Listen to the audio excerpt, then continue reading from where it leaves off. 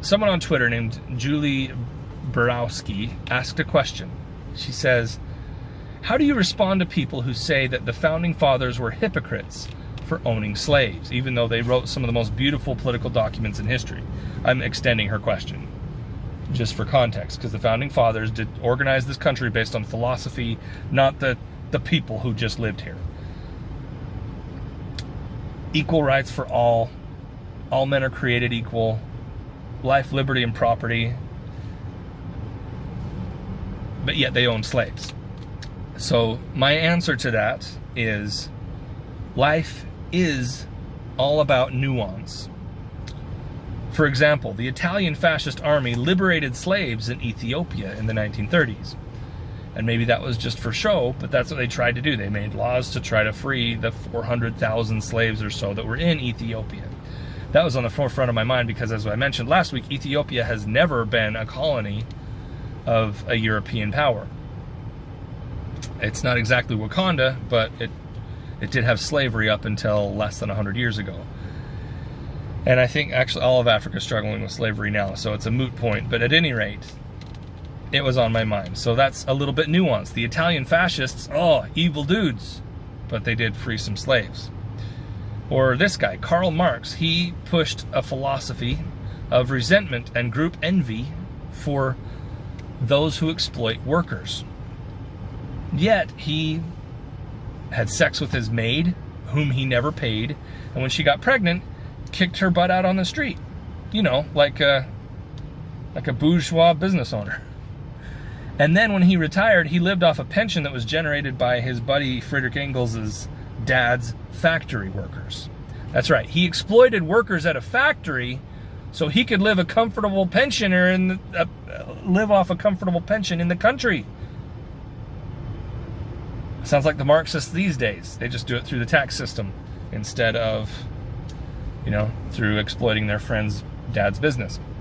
So, at the same time, that was Karl Marx, and I obviously dislike the guy and dislike his philosophies that that was used to justify, I gotta say it right, millions, tens of millions, maybe hundreds of millions of people because of their group identity. But at the same time, Karl Marx also said that the workers should always be armed, which is something with which I agree. So, to close the show out, let's think about this.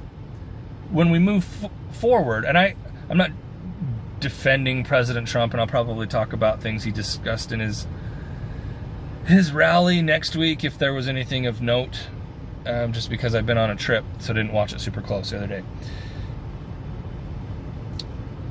But when people say things like "Make America Great Again," and they discuss that phrase, are we talking about going back in history? Maybe he is, maybe he isn't. But I don't think there should be a time in history where we should want to go back to. Why? Because history brought us the present. Right? So if we go back in history sometime, we're just going to be here again at some point. What we have to do with history is take the good principles and the good philosophies and the good practices and hold on to them. And take the bad principles and the bad philosophies and the bad practices and let them go. So we can't just destroy statues of people like Thomas Jefferson and call ourselves good people. No, because they had some bad things. They had some bad problems and evil things in their life. Maybe it was part of their culture or whatever. But they had some good principles and good practices, and we need to hold on to those. Maybe just like George Floyd. Was he an alcoholic? Was he a drug addict? Was he a counterfeiter? Has he held a gun to a woman's stomach to rob her? Yeah, but he's also a symbol of things that can change for the better. Because he was kneeled on by a violent police officer for 8 minutes or something like that. Nuance. Life is nuance. Hold to the good things and strike out the bad. If we put a mural of George Floyd on the wall, Someone a few years down the road will say, well, George Floyd was a piece of crap in a lot of parts of his life. We should paint over that mural. No, no. That mural needs to stay.